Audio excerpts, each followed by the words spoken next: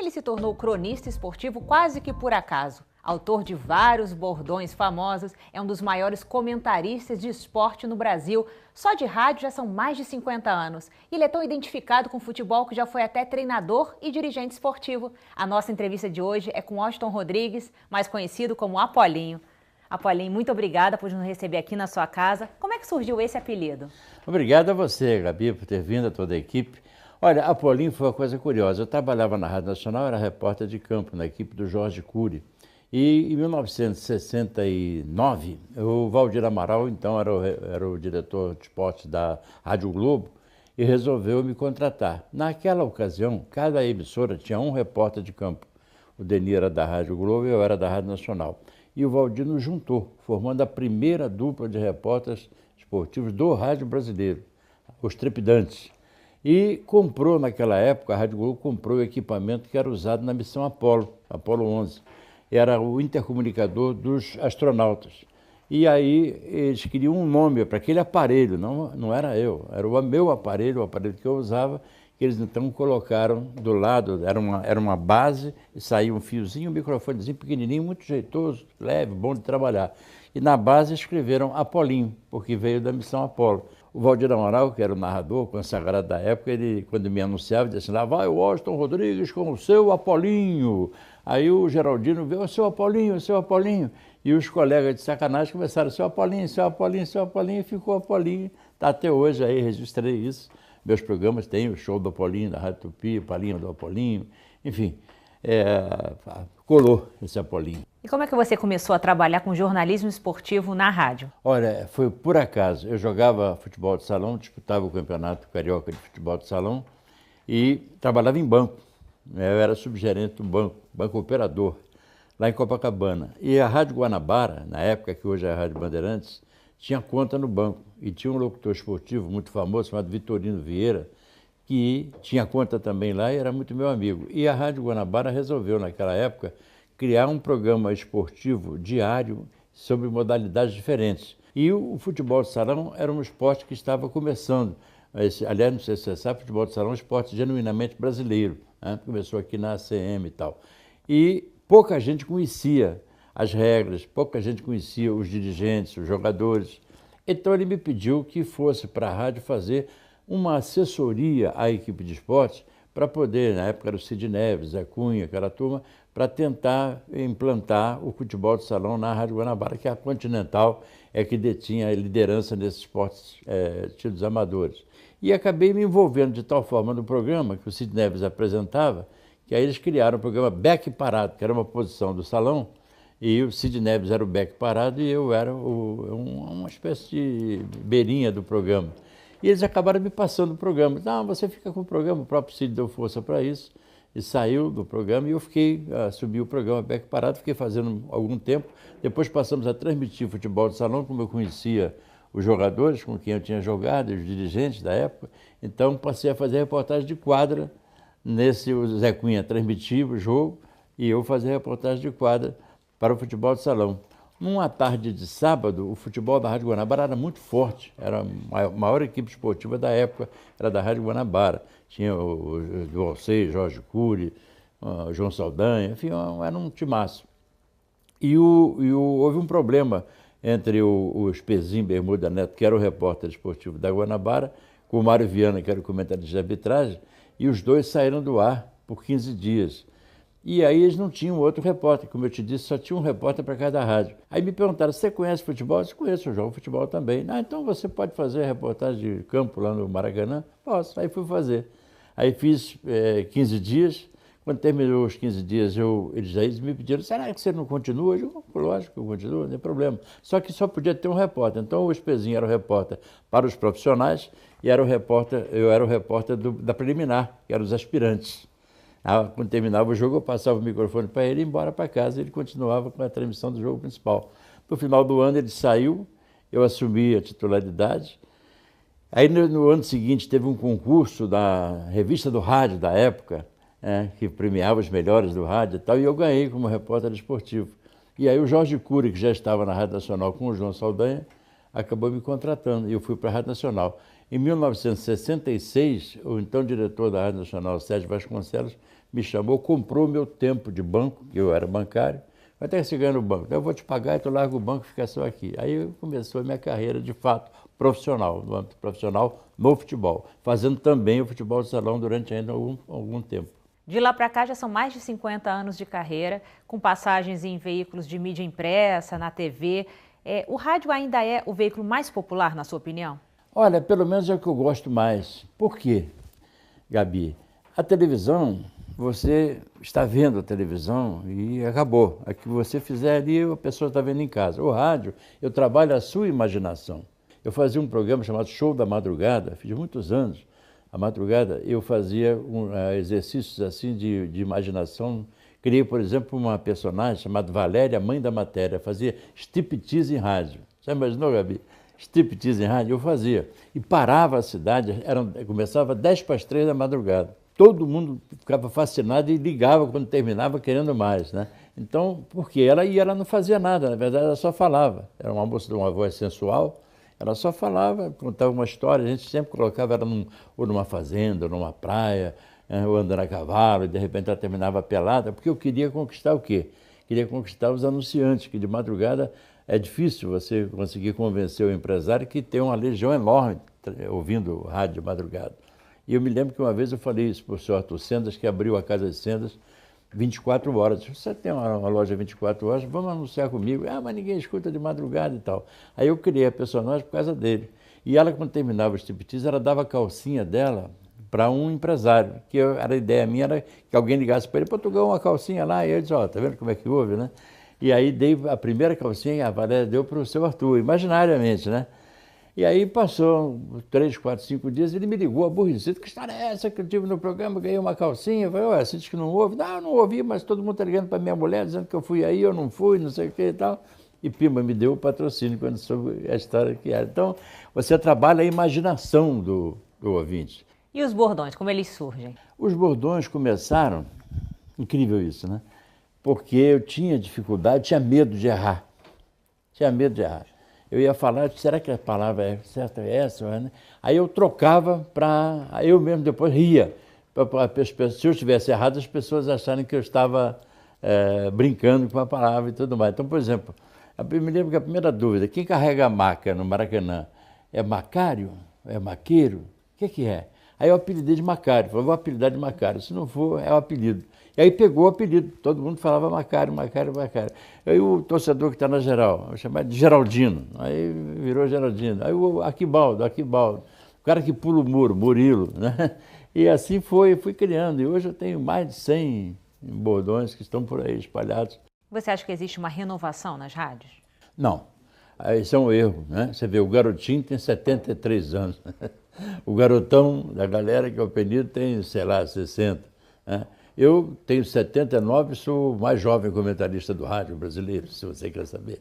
Enfim, não, tem outros mais jovens, mas não há uma renovação. Eu tinha dado lá atrás, muitos anos atrás, eu tinha dado uma sugestão e vim passando de rádio em rádio, todo mundo achando ótima a minha sugestão, mas ninguém fez, que era pegar as pessoas da faculdade, né, os recém-formados ou os estagiários mesmo, e criar uma programação noturna onde você revelasse produtores, comunicadores, repórteres esportivos, enfim. É mais difícil, por exemplo, narrador esportivo, é muito difícil, porque é um dom. É como cantar, ou você sabe ou você não sabe. Não adianta você querer inventar um narrador esportivo que você não vai conseguir, não vai ter sucesso. Então, fora isso, você dava aos jovens a oportunidade e você oxigenava o rádio. A rádio ficou muito tempo, você vê a Rádio Nacional, por exemplo, os mesmos companheiros estão lá há 200 anos, os ouvintes da Rádio Nacional envelheceram e ela não se preocupou em renovar. A própria Rádio Tupi demorou um tempo para chegar nessa era que está agora, em que, como rejuvenesceu a direção, começou a rejuvenescer as equipes e aí rejuvenesceu a audiência. Você precisa falar com o jovem. Eu fico preocupado que eu vejo os meus netos, 4 anos, 2 anos, eu tenho uma Joaninha que vai fazer 2 anos, ela amanhece com o tablet na mão. Essa não vai ler jornal nunca, né? Os meus filhos não leem jornal, já são adultos, não leem jornal, permanentemente com o celular, com o tablet, a internet. Então, eu tenho essa preocupação. O rádio, por exemplo, migrou para a internet e com isso conseguiu se revitalizar, né? Hoje você ouve o meu programa em Tóquio, você ouve... eu estava ouvindo o jogo do Flamengo recentemente na Disney. Então, o rádio está presente, mas o jornal me preocupa isso. As pessoas, os livros mesmo, as pessoas não estão... Você vai numa mesa num restaurante, tem 4 pessoas, cada um com o celular na mão, ninguém conversa mais. Isso me preocupa muito. Eu acho que alguma coisa tem que acontecer para que as pessoas voltem a olhar nos olhos, né? Imagina você, de repente, um namorado com a namorada querendo beijar na boca e o outro está aqui. Peraí, só um minutinho. Não dá, não dá. Apolinho, você é flamenguista assumido e trabalha nessa área que trabalha com a paixão dos torcedores, né? Você já teve algum problema em relação a isso? Nenhum, graças a Deus. Por quê, Gabi? Se você me perguntar qual é o seu clube, eu digo, não tenho clube, eu sou profissional. Tudo que eu disser depois, você vai ter o direito de achar que é mentira, porque eu comecei mentindo na primeira. Então, desde o início eu escancarei, eu sou Flamengo. Você tem uma ideia, o arquirrival do Flamengo é o Vasco. Se o técnico do Vasco pegasse o goleiro, o Martins Silva, e pusesse de centroavante, para mim seria uma notícia. Se o Flamengo lá, o cara fizesse isso, eu ia querer bater nele, ia ser um inferno na vida dele e na minha. Então eu nunca quis participar de cobertura no Flamengo. E cobri o Vasco muitos anos. Então eu sou muito bem recebido no Vasco. Agora vamos falar de Copa do Mundo. A sua primeira experiência foi em 1970, Brasil tricampeão. Como é que foi essa emoção de estar lá trabalhando e comemorando ao mesmo tempo? Eu comecei muito bem, né, Gabi? Foi a primeira viagem internacional minha de grande porte, né? Saí para o México e o Brasil foi campeão. Foi um trabalho magnífico, a Rádio Globo na época, né? A Rádio Globo trabalhou naquela ocasião em dupla com a Rádio Nacional, porque foi a primeira vez que cobraram direitos de rádio, né? E era muito caro, então as emissoras se juntaram, né? De 2 em 2, para poder enfrentar as despesas da Copa. E a Rádio Globo foi com a Rádio Nacional. Então nós fomos trabalhar no México e foi uma cobertura exitosa. E inclusive tem um fato curioso, foi a primeira Copa, o Brasil ganhou. Eu vibrei como nunca, foi muita emoção para mim. E no final, como a Rádio Globo teve um sucesso estrondoso, na época o Valdir Amaral mandou premiar a equipe, cada um poderia pegar uma passagem para onde quisesse ir após a Copa. Aí todo mundo queria ir para lá, não sei para onde, para a Europa, não sei o quê. Eu quis ir para Disney, para Los Angeles, não havia Orlando ainda. Aí eu fui pela primeira vez na vida para Disney, sozinho. Cheguei na Disney em Orlando, lá, entrei, olhei aquilo e comecei a chorar, porque eu queria ter uma criança do lado para poder dividir aquela alegria, né? Estava a criança dentro de mim, vibrando, mas eu precisava, e eu não tinha, era solteiro, não tinha filho, não tinha nada. Então ali eu jurei que quando eu me casasse eu teria os meus filhos e eles sempre estariam na Disney. De lá para cá eu já fui 34 vezes, né? Meus filhos, meus netos. Anualmente eu vou no mês de janeiro para a Disney. Minha mulher ficava louca, mas você não tem outro lugar para ir, só tem a Disney. Não, eu quero. Aí eu botava em votação, eu tenho 3 filhos. Aí eu botava em votação, tá bem, vamos botar em votação. Esse ano eu não quero ir para a Disney, eu quero ir para Paris. Aí minha mulher, eu também, então tá bem, 2-0 nós. Aí eu pus pequenininho, você, Disney, 3-2 eles perdemos, vamos embora para a Disney. E ela ficava louca. E aí eu fui já 30 e vou ano que vem de novo. Como é que foi cobrir a última Copa no Brasil com o desfecho que teve? Foi terrível isso, porque eu esperava, eu não esperava ser campeão, sinceramente eu não esperava, né? Analisando, até tivemos aqui um almoço que antes da Copa tinha um diretor nosso que dizia que o Brasil ia ganhar fácil e tal. Eu disse, olha, para mim ganha a Alemanha, por acaso acertei, mas eu achava que o Brasil não iria longe na Copa do Mundo, mas não imaginei que fosse dramático como foi, porque a goleada de 7-1 não quer dizer que a Alemanha vai ganhar do Brasil de 7-1 toda hora, mas aconteceu, goleadas acontecem, são fatos episódicos, né?